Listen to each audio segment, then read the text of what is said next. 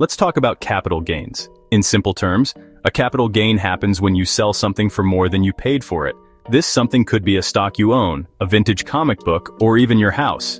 Imagine you bought a share of Apple stock for $100 a year ago. Now that share is worth $150.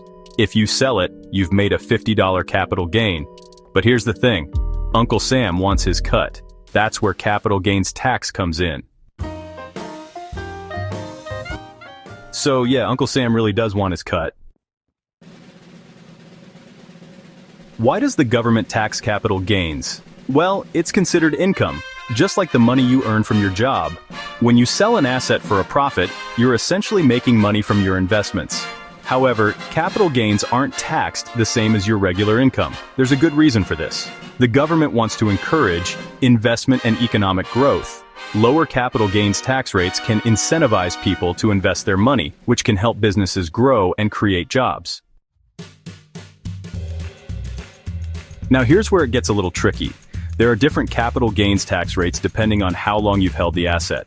If you've held an asset for 1 year or less before selling, that's considered a short-term capital gain.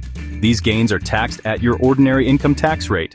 But if you hold an asset for longer than a year, you get a sweet deal. That's a long-term capital gain, and it's taxed at a lower rate.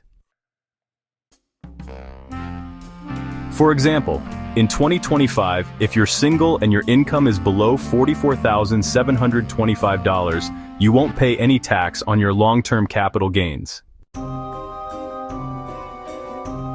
Hold on to your hats, folks, because we're diving into the world of special cases.